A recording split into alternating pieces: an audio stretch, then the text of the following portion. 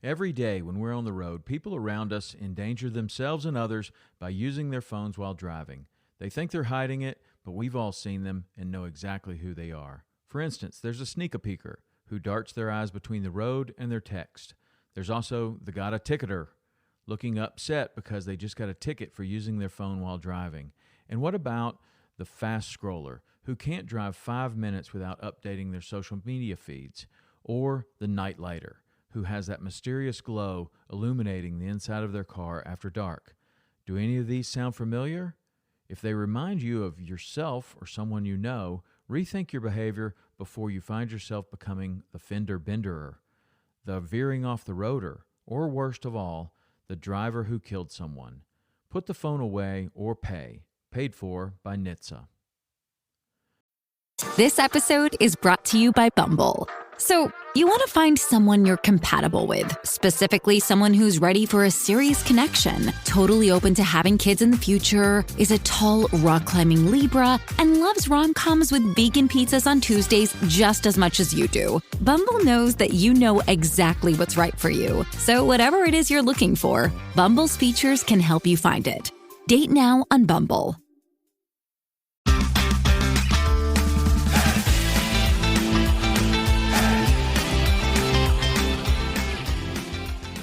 Hello and welcome to the Publicly Challenged Podcast. I'm your host, Luke Oswald, and I hope you join me on my quest for knowledge to become a better public land hunter, angler, and forager. Stick with this and who knows, maybe we will learn something together.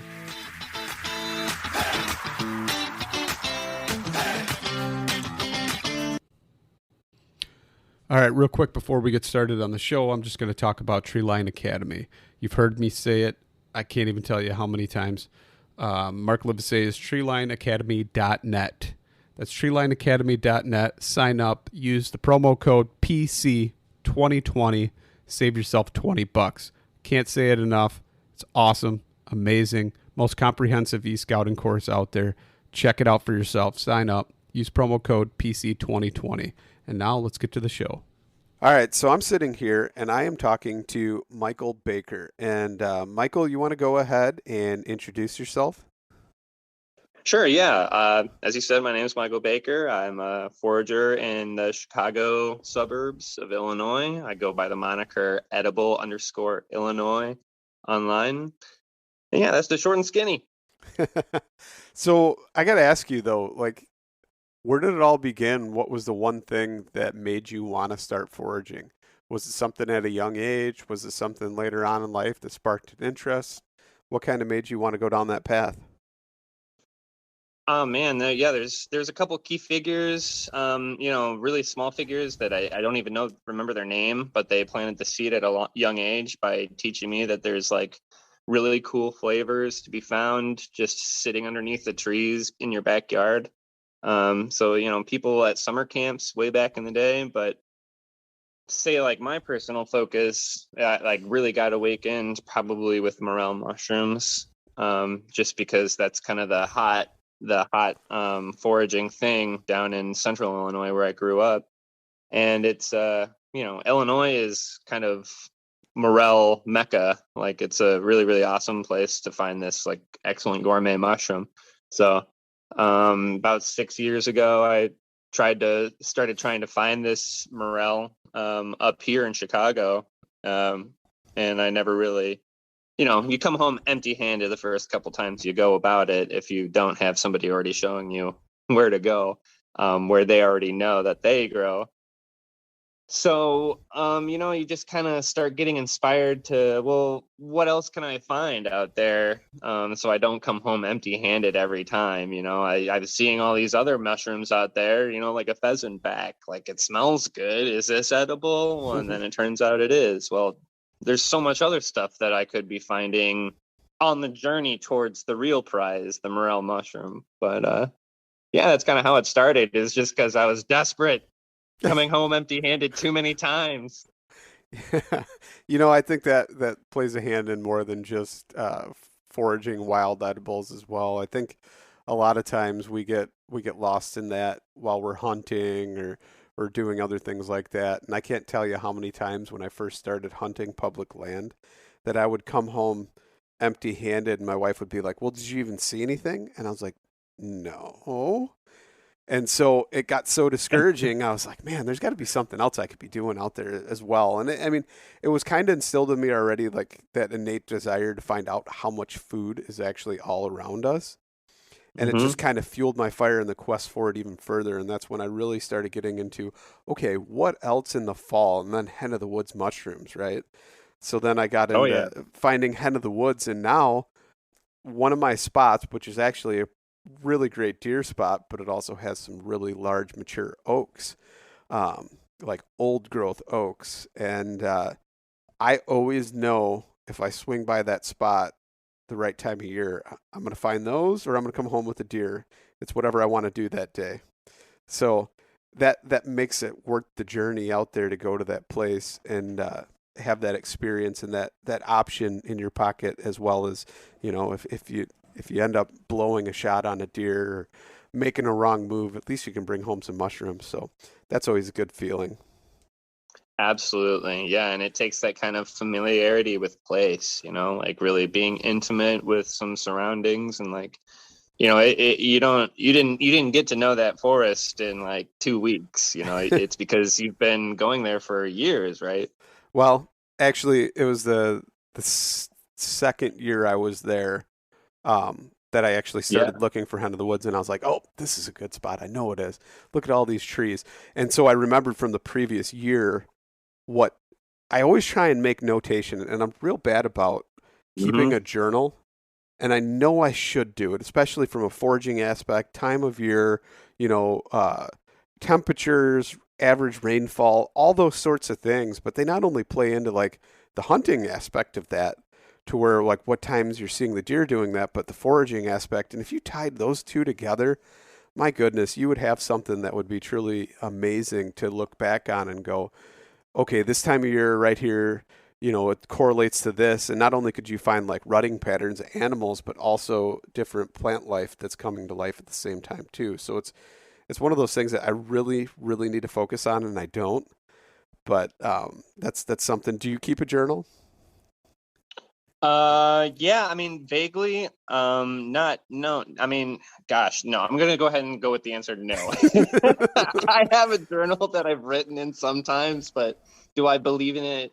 Do I believe I've done it enough to claim that kind of, I aspired as well to keep a journal well and have it well informed and everything. But no, I don't write in it as much as I should. I kind of rely on technology a little bit more, honestly, because I was just thinking about how I rely on like my photos.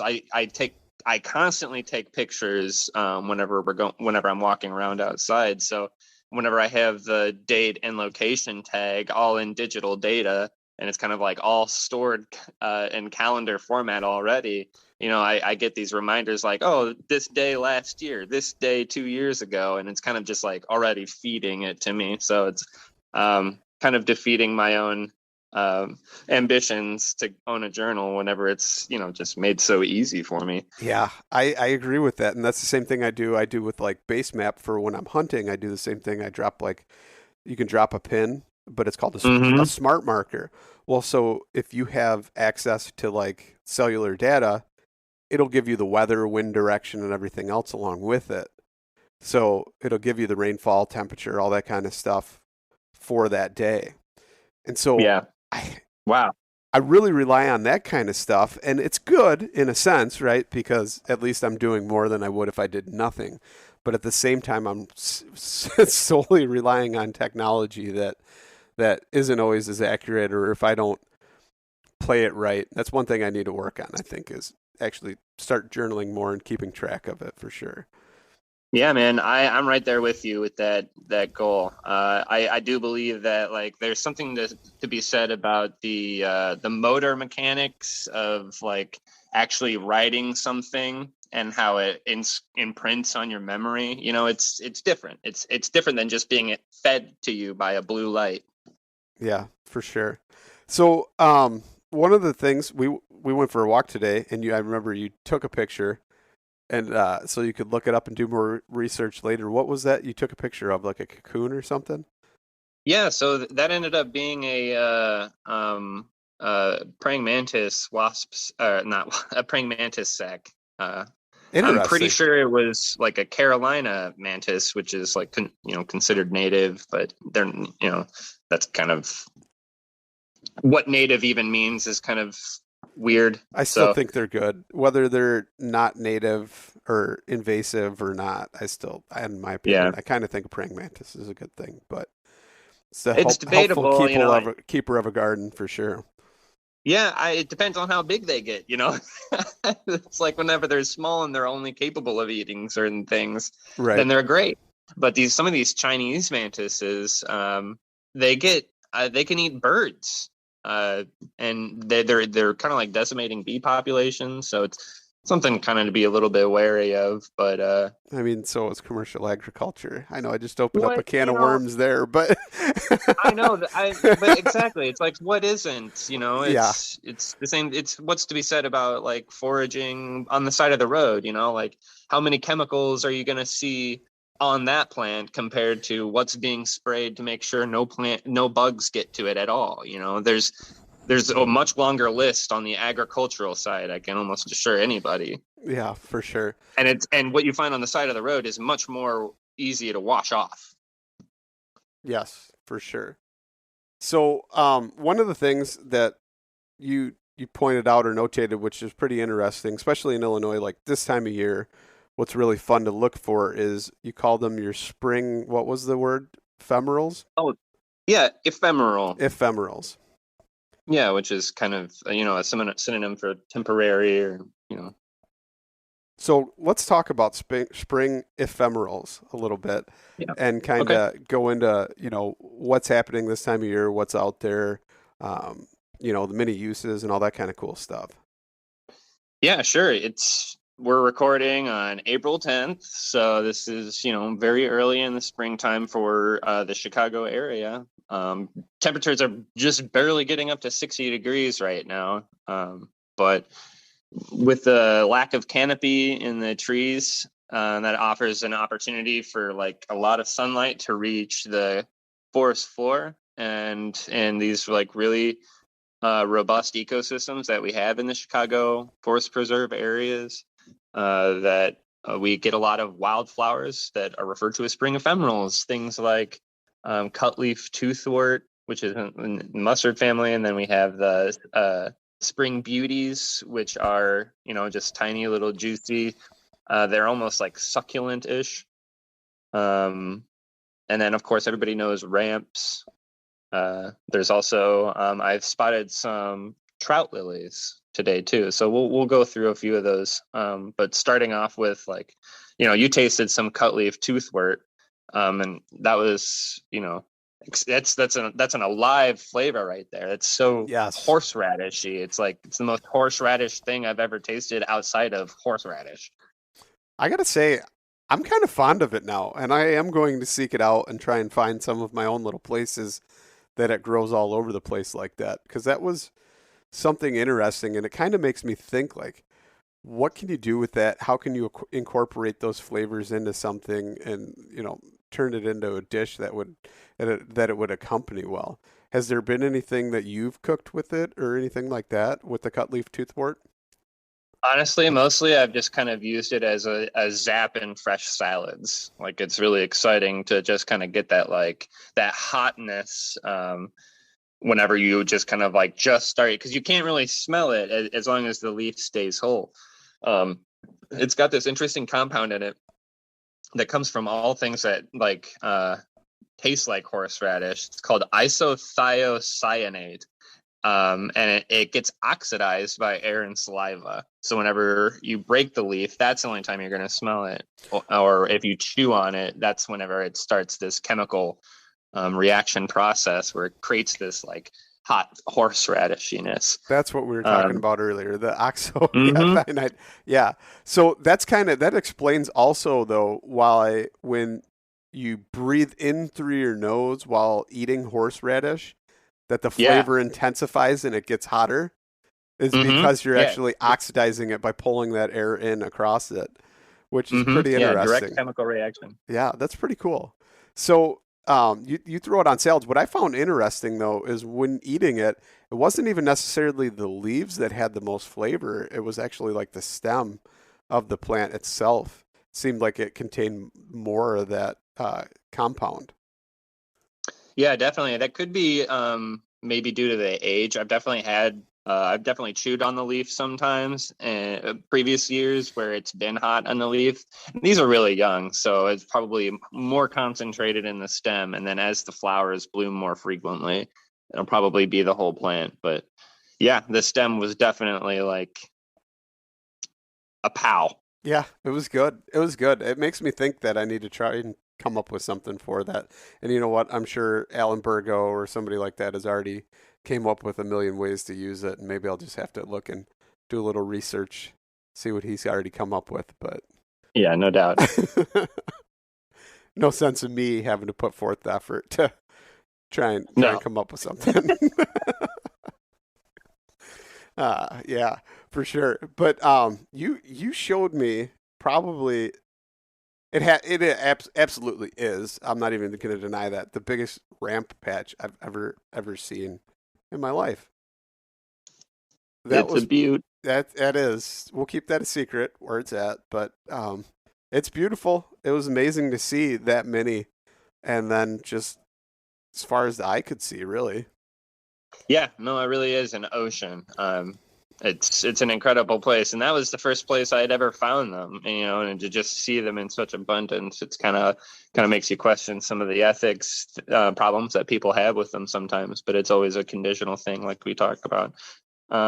Yeah, it's a beautiful, and it's not even that secret of a spot. It's out in the wide open, right in plain sight, to where everybody can people see just it, walk right by it.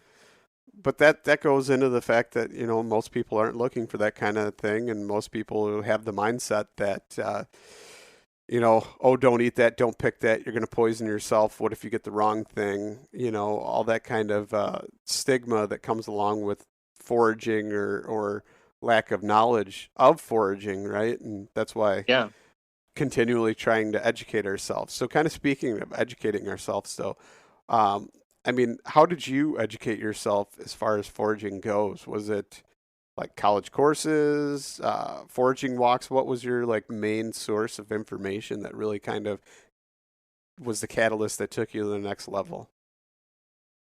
Books, really. I'm kind of an avid book addict, and reading Sam Thayer's works has always been a huge inspiration. The personal experience he brings into his writings is just unrivaled, and sometimes frankly poetic. He's a really cool guy, and always loved reading his stuff. And so beyond that, I'm lucky to be in the footsteps of a lot of really incredible content creators like Adam Harrington and Alan Burgo. And even people like Daniel Vitalis, that are really creating kind of this momentum behind the wild food attitude. Yeah, for sure.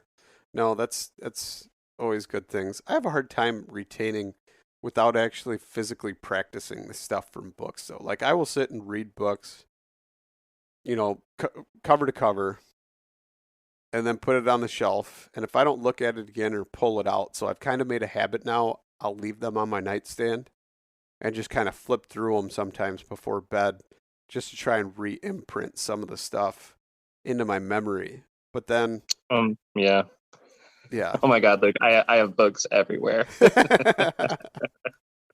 No, that's kind of how it is I have, read a book, and then you're walking around and you see a plant and you think, I'm pretty sure I've seen that before. So you take a bunch of pictures of it from different angles, and you consult a bunch of different sources, including the book that you think you saw it in or whatever. And bada bing, bada boom, you've usually got you should usually be able to triangulate some sort of answer. Yeah. And then today, as we were walking, I asked you if you used any apps, and you told me you used an app. But at the same time, in the same sentence, you're like, yeah, but sometimes it doesn't always work. That just seems like super unreliable to me for an AI app to do that and use that. I mean, have you had a lot of success with using apps for identifying things, or is it more so been as like a second or third verification? Oh, definitely a second or third verification. I don't use it as a primary source. I like having it as a visual catalog. I personally use, I'm not sure if you want me to use the name. I use iNaturalist. Yeah, it doesn't matter I which one.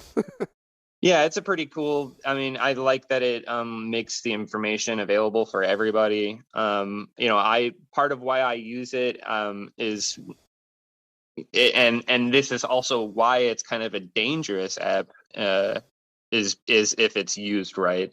You can find other people's observations, so you can find any species you want on a map and go to those locations. So if you had ill intentions, you could easily find salamanders or and other endangered plant species or whatever, and you could poach them potentially. So there's kind of a little bit of recent debate over like whether you should be using these AI services at all, regardless of how reliable they are, because like I did say earlier, it's like, yeah, they're kind of hit and miss. You have to use your own discernment whenever you're trying to choose it. It offers suggestions, and then you have to figure out which one. And then, that's where the human part comes in. You shouldn't just automatically, boom, it's the first suggestion. This thing's always going to be right. Technology is never that good. Even like Google Maps, using satellites doesn't know how to get you from A to B the best way sometimes, And so taking a picture of a plant isn't going to be the perfect resource either. Yeah. No, But that's I definitely use it as like a second or third verification, just to kind of like back it up, or use it as, enter it in a visual catalog, because it is kind of I don't want to say like a social network, but there are other users that can see the identifications that you upload and agree or disagree.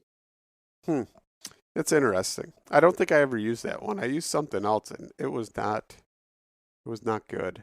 The one I used, like I told you, I used it, and like you take a picture of lamb's quarter, and it told me something completely different, and I'm like, well, I already know that plant, so how much can I trust it with? And then I think I took a picture of like narrow leaf plantain, or I guess that'd be just regular plantain, not broadleaf. But it took a picture of plantain, and it came up with something completely different than the plantain, and it was like in gravel, so it was the only plant there.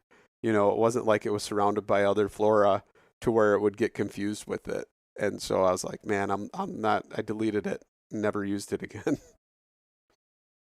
Yeah, they're not the best. You'll get that a lot. I've encountered that a lot. And so it's like whenever I know what kind of plant it is and I'm just trying to enter it in my catalog and get my numbers up, I'm just gonna enter in what I know it is for sure. And hopefully that kind of helps the identification algorithm. Who knows? Yeah, for sure.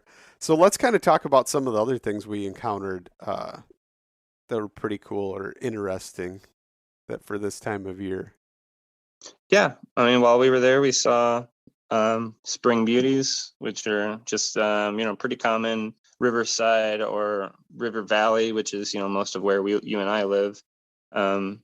Just kind of river plains and stuff like that. They're a very small, succulent like flower that they usually have white or pink petals with small stripes in them, and they're rather small. But yeah, I mean, we picked up a couple and chomped on them, and they're juicy and vegetal, and they don't really taste like much, but they're some of the first things that come up in the year, and they're just so darn pretty. It's a good garnish for a salad. All the things we saw today were kind of like just small vegetal stuff that you can mix together to create a complex dish. Nothing that's really too big to be served on its own, except for the ramps. Those are impressive. Yes, and beautiful and tasty. And that compound butter I made is going to be pretty good on either a smoked or a nicely seared ribeye, I think. Oh, love that. Definitely where I'm going with that one. Put it on right at the last minute there while it's still on the coals. My mouth's actually watering right now. But so what are some other things like that you actually would have picked today to make like a salad or something? Yeah, the ever-present garlic mustard was there too. So that's, pretty common plant everybody sees that has about a 2-year life cycle. The second year, plants send up a huge stalk, and you can harvest the seeds for kind of like another. It's in the mustard family. It's called garlic mustard. So the seeds are spicy, but the leaves themselves taste garlic mustardy. They're like garlicky. I would have collected that too. The root also has a horseradishy taste, so that's another thing that we encountered today that would have had a similar flavor profile of other things we were collecting. So definitely, garlic mustard would have been on our list. Ramps, because there were just so many. I'm gonna have that on my list a couple times. What else did we see? I saw a couple small aster leaves. So aster is a flowering plant that usually shows up in the summer, but the leaves have this really strong flavor. Have you ever tasted goldenrod leaves at all? No, I don't think I've ever tasted it. No. It's it's almost like licoricey. It's kind of hard to like mugworty or So like a sweet wormwoody. That's Sicily what I'm root, trying to think of. like sweet Sicily root that tastes kind of licoricey, like that, or Yeah, probably kind of like I haven't tasted that. okay. Kind of just strong and pungent and almost medicinal. Yeah, it tastes very anisey, like a Yeah. Yep, almost exactly, like you're exactly. like a shot of sambuca or whatever it is, or the ouzo, uh, the Greek booze that's got the licorice flavor to it. Oh, I must try. Or make some of our own, Yeah, there's always that yeah. option too. So do you ever make any meads? I got to ask you that. Well, meads or wines or anything out of the wild finds that you do?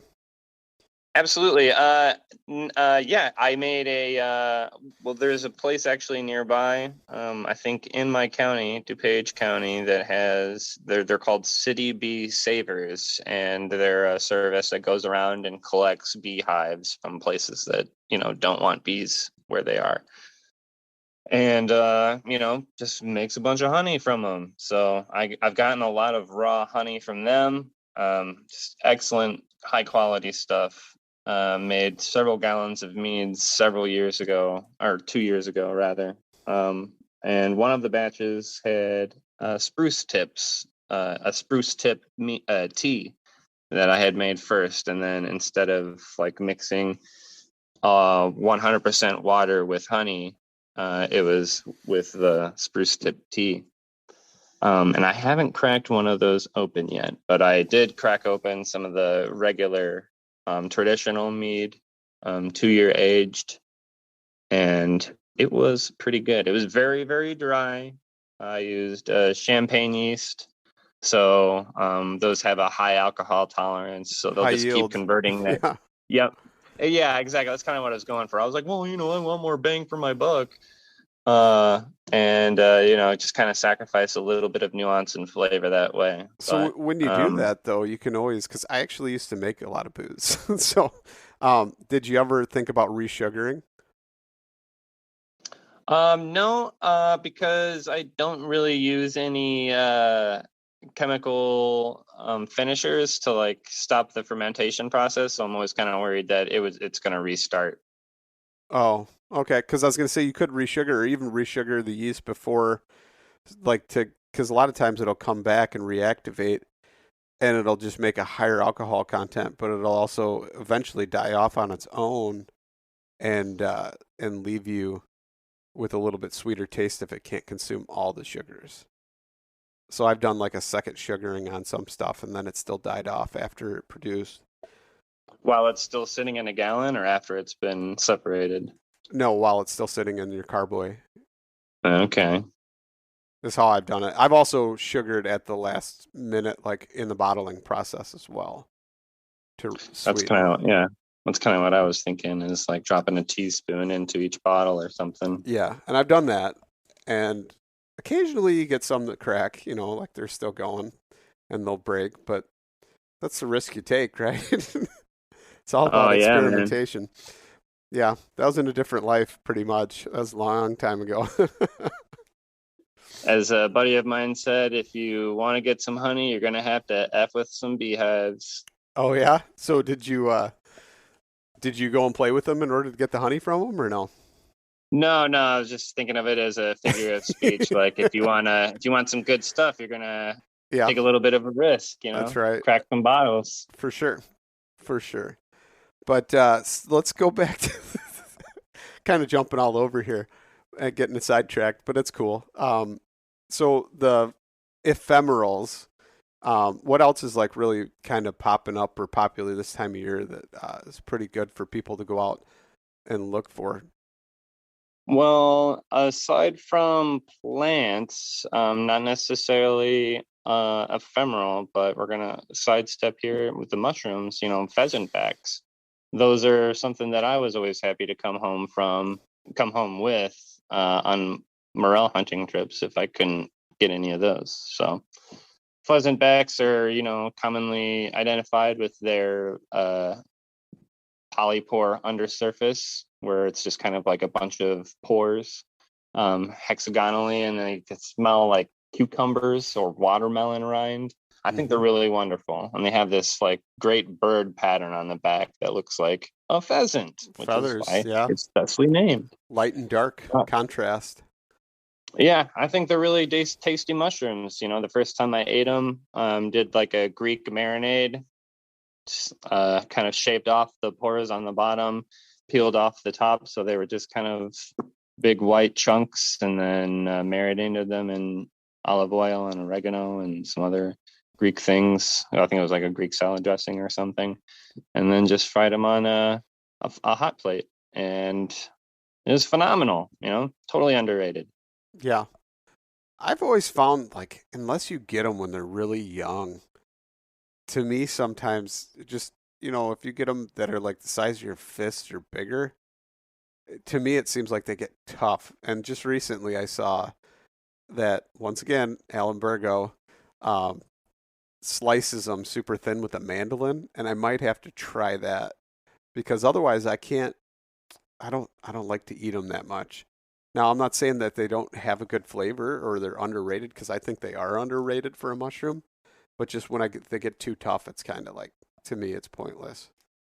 Yeah, they can be kind of difficult to work with if you don't have that creative mind. That's it. That's a really good idea, slicing them thin. I mean, that's kind of a good approach for all mushrooms too, and to make them more approachable for other people is just kind of slicing them thin or chopping them up a little bit. I think a lot of people have texture aversions to food, so That's my yeah, wife. Textured that's versions to creative. mushrooms for sure.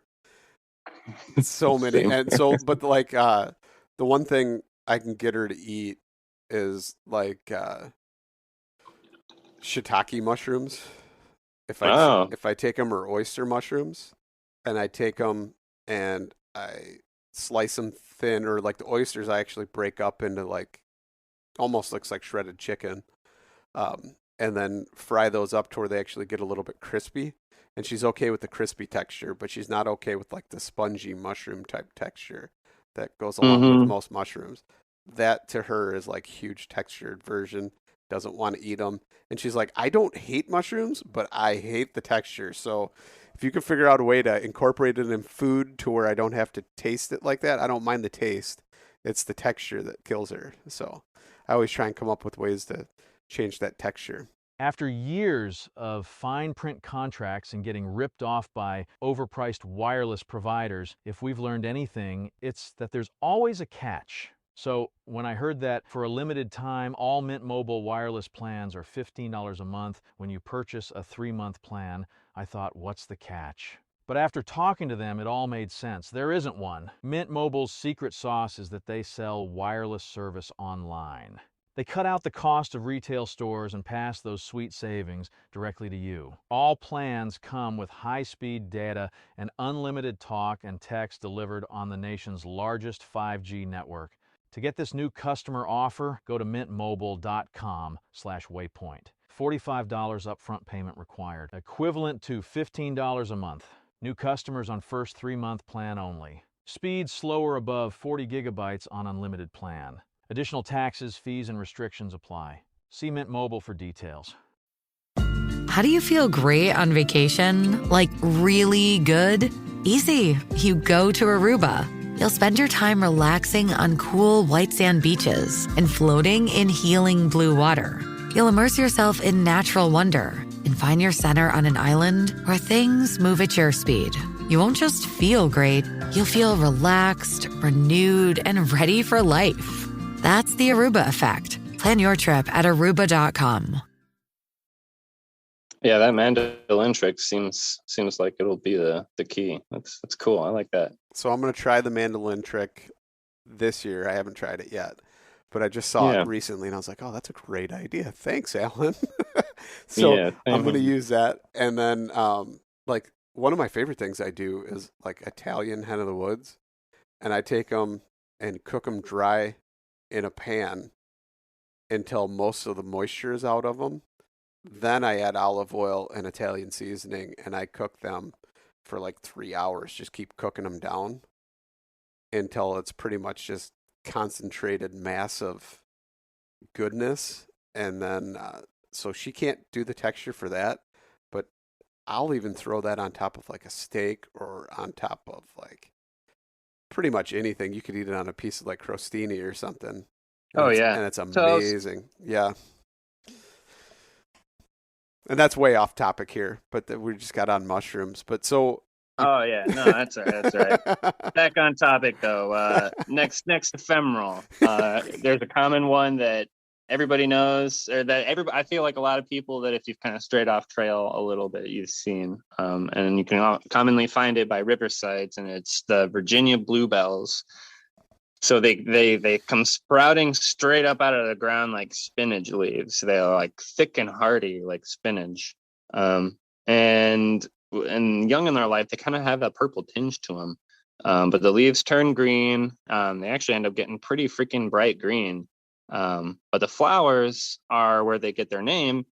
They start out purple, and then they kind of like turn pink, and then they get blue. They go bright blue, and they're just beautiful blue flowers right by the river. All sorts of water metaphors you can make, but they're delicious, edible, and they taste kind of, you tasted one. It was kind of spinachy. I said it was kind of like oyster without the brine. Like it's just kind of, I don't know, meaty, mealy. Yeah, I mean, it was decent. I can't really categorize it into anything because it's not like it has like oxalates in it or anything like that to where it kind of gives it like a bite or a bitterness. It was just, to me, it tasted like a green. Yeah, it's just a very edible vegetable. So now my question is the entire plant edible? As far as I know, I'm not sure about the roots, so don't take me on that. But the flowers are edible, the leaves are edible, the stalk is edible.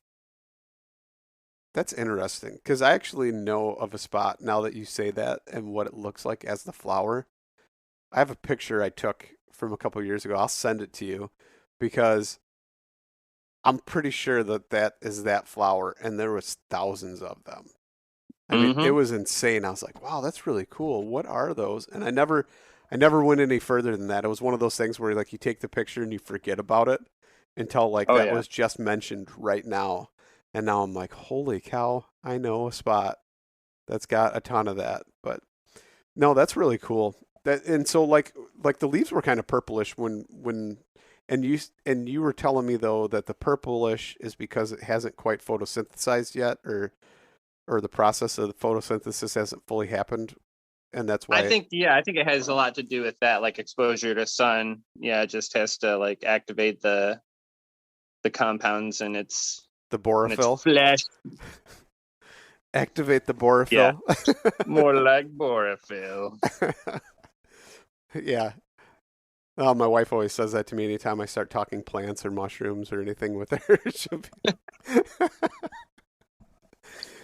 She'll throw that in my face because apparently I'm rambling on and on forever about something that I just really learned and thought it was cool and wanted to share it, right?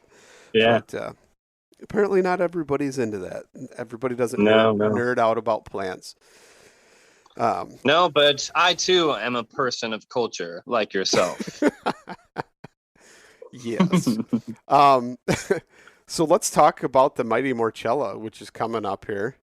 Oh yeah. Let's talk about tips, tricks, and how to find them and myths associated with them, because pretty much I think it summed it up the other day. You posted something, I think that was you, it's like how to and how not to, and it doesn't matter because you can find them anywhere, but not everywhere, but everywhere. Yeah, basically just get out there. Yeah.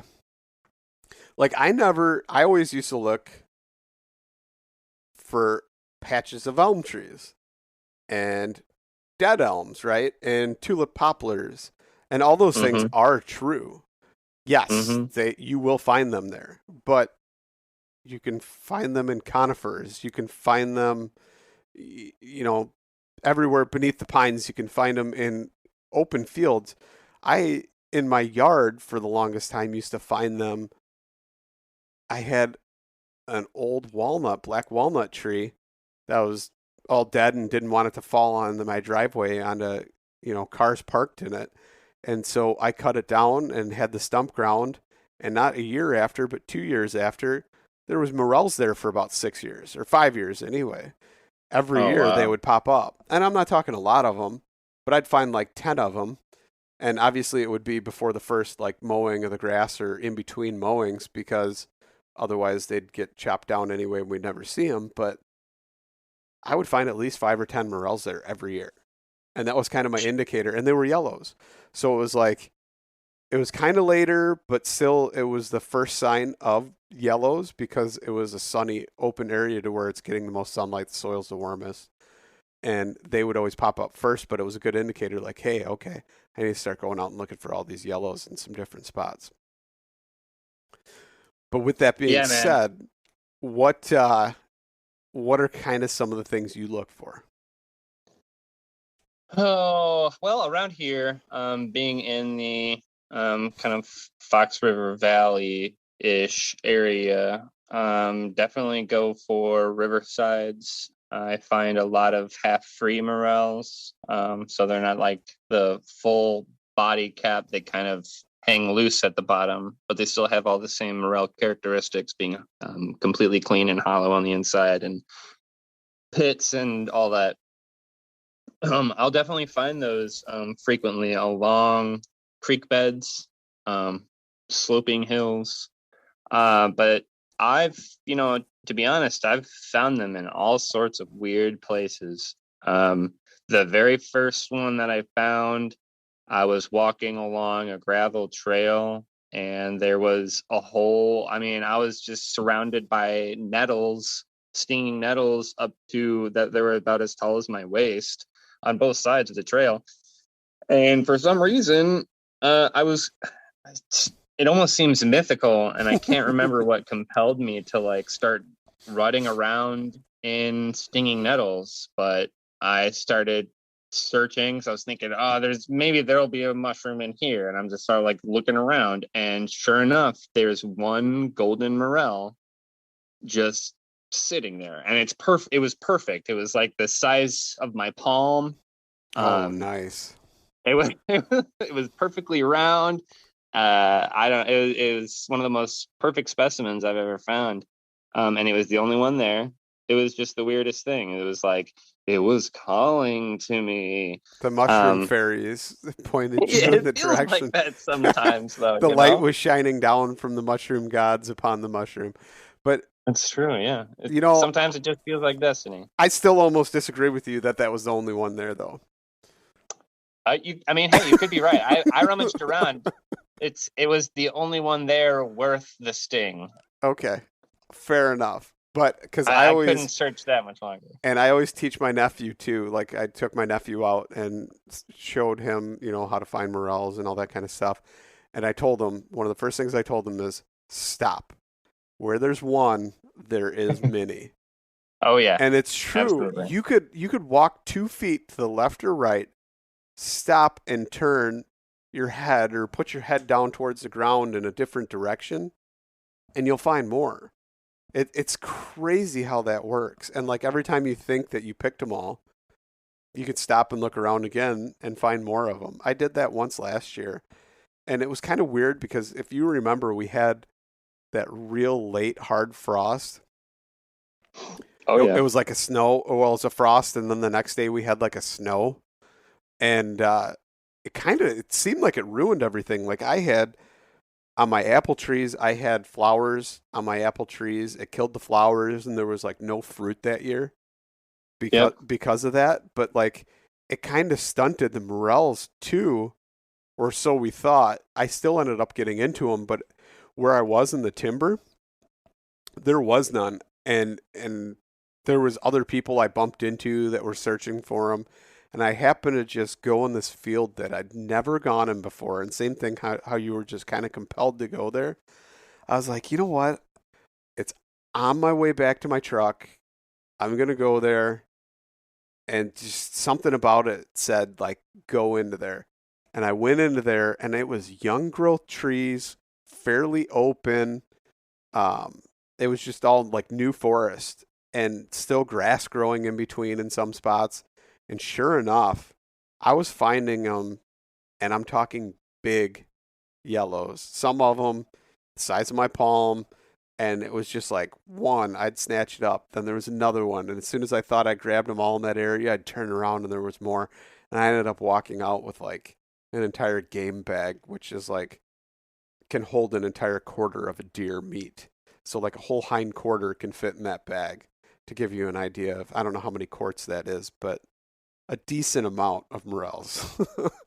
What a wonderful feeling. Isn't it? Because I thought I was going to go home with just like 4 or 5 grays that I found, and that was it. And all of a sudden, I stumbled into the yellow mecca, and it was like sunbeams shining down from the skies. The heavens had opened, and the mushroom gods had blessed me that day for sure.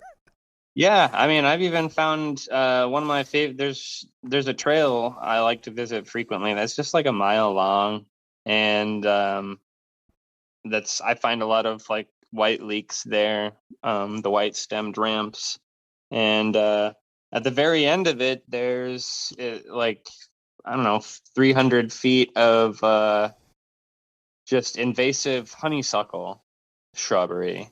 So it's just it's a hellscape of honeysuckle. I hate honeysuckle. It's incredible. I hate it too. It's incredible. But at the end of that trail, right before right when we stop and turn around and head back to the start, I look over and there's a big morel just sitting there.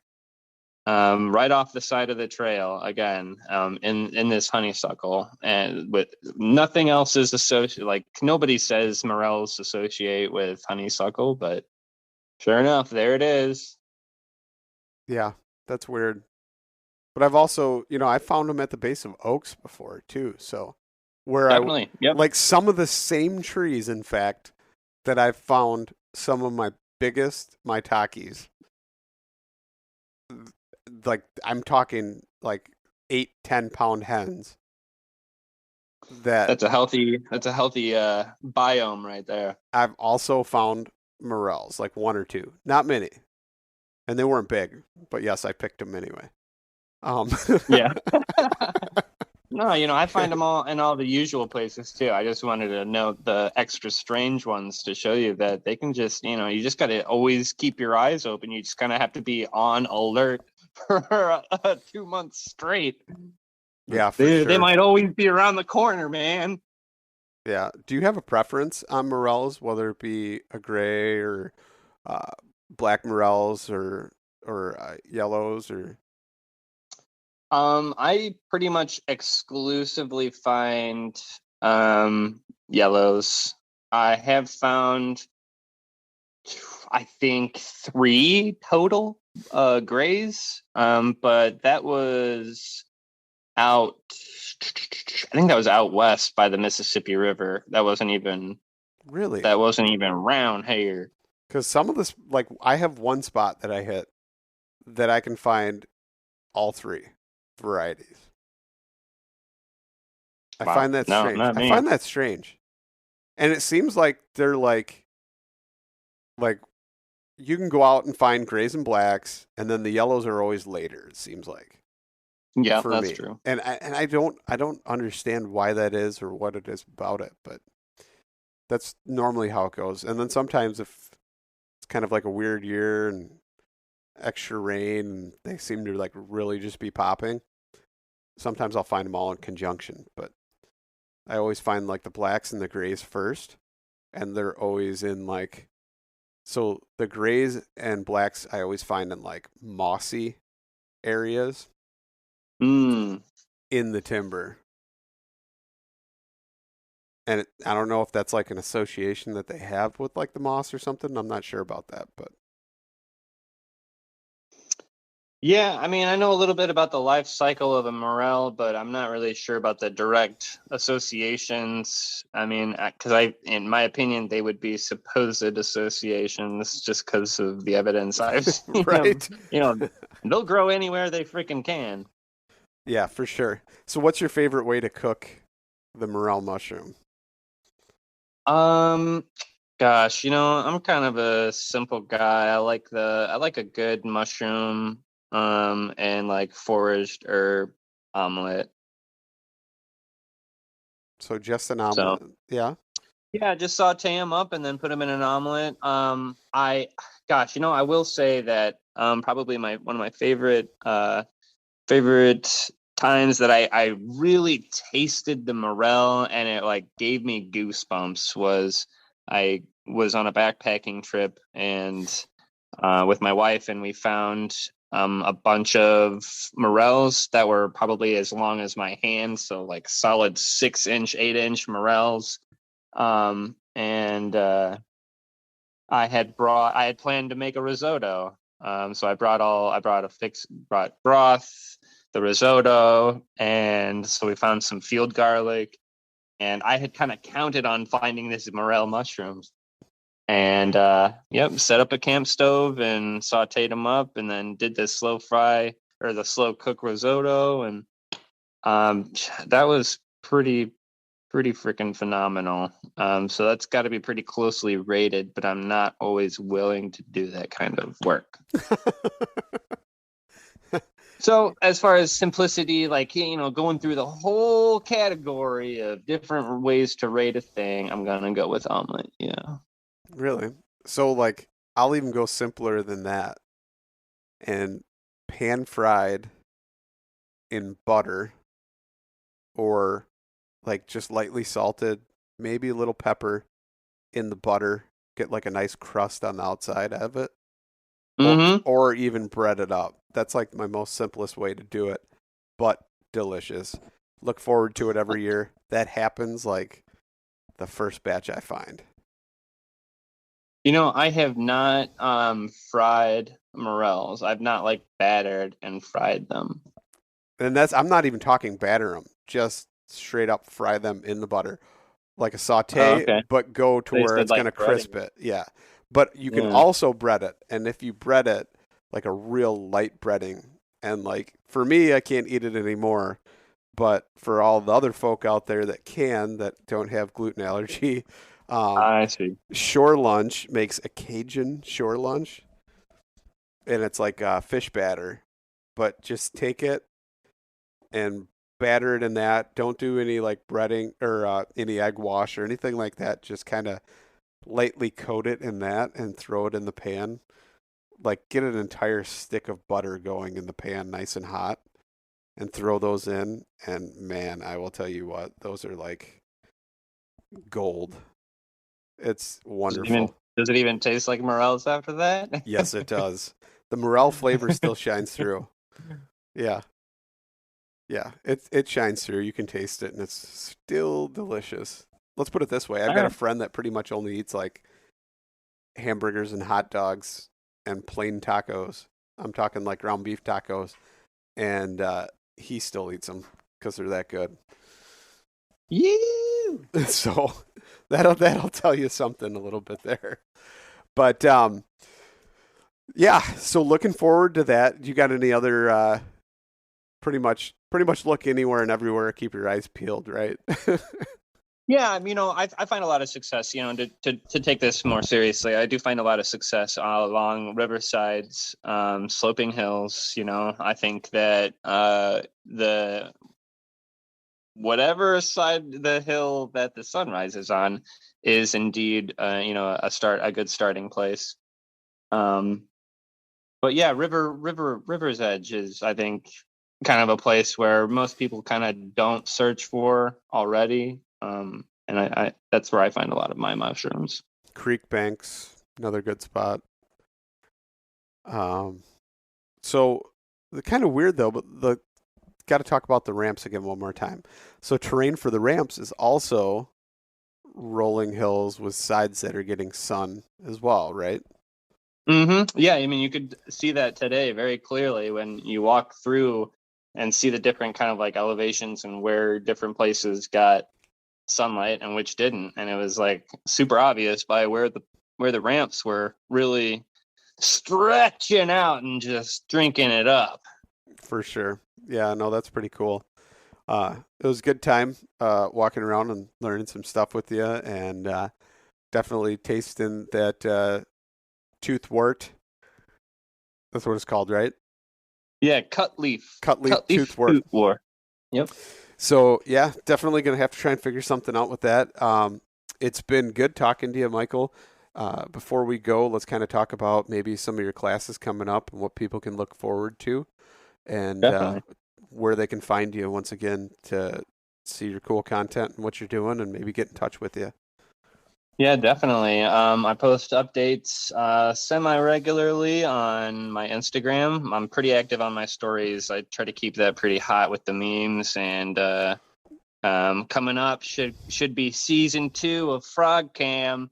Got that super niche frog content coming for you folks, where I do weird videos of frogs in a pond, because I like looking at frogs, and other people do too. So that's it on Instagram, edible_Illinois. Do have classes coming up. I don't have them scheduled on my website, but once I'm kind of in a moving situation right now. So once things settle down in like literally 2 weeks, I should be able to really figure out some stuff that I can do for May and June. But my website is edibleillinois.com. I'm definitely going to be doing some wild soda classes this year to show how many different like cool beverages you can make from all the wildflowers that we have going on this summer. I'm going to figure out some cool stuff to do. So yeah, thanks. It's been awesome talking to you too. It was awesome to have you for a walk. I love being able to talk plants with other people. So thanks for listening. Absolutely, man. It's been good, and I appreciate you coming on for sure.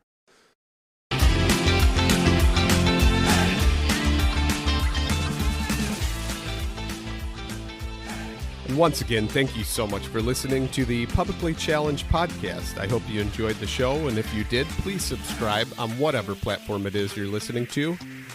Also, if you could leave a review, that would help us out. And you can check us out on Instagram or at publiclychallenged.com.